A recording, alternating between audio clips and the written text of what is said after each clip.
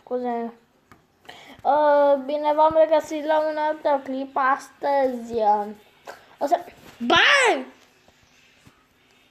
Astăzi o să ne jucăm Brawl Stars Hack.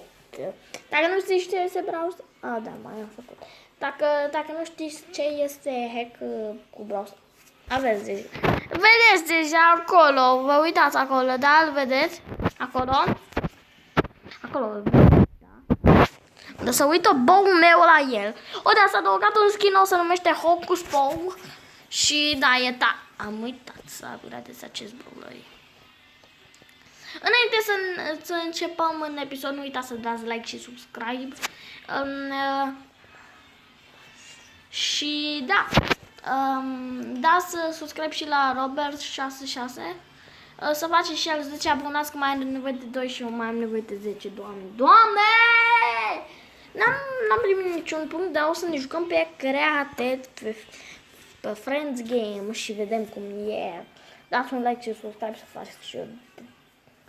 Fac 3000. Auzi, am 3000 dacă... Băi, cum ar fi să fac 3000? Să fac și eu... Să fac și eu... Nu știu...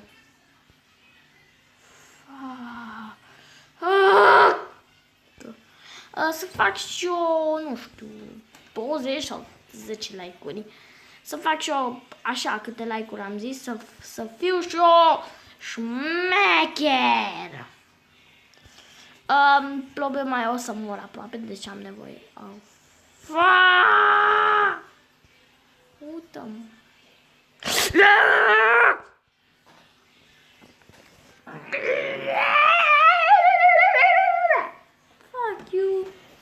Ok, suntem într-un match și de-abia aștept să câștigă.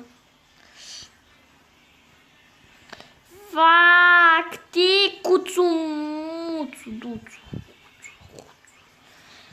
Hoțu, măsii. Uite un Dynamite.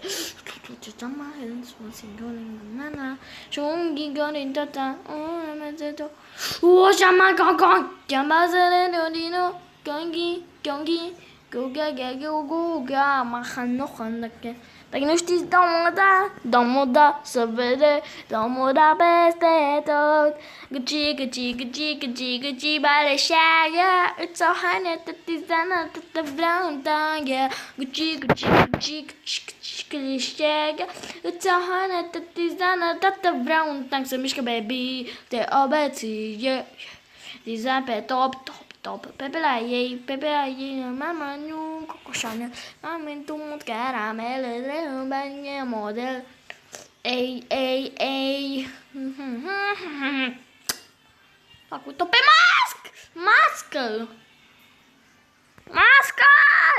Ok, cum o să vă arăt un tutorial cum să-l descărcați și voi ăsta. Prima dată faceți, vă duceți pe Google și după aia scrieți Brawl Stars Hack. Nu, stai de cap. Descărcați pe mod de pe Google dacă vreți să-l descărcați. Scrieți bium, dați pe chestia unde scrie descărcare, după aia o să vă arată că le install și după aia, da.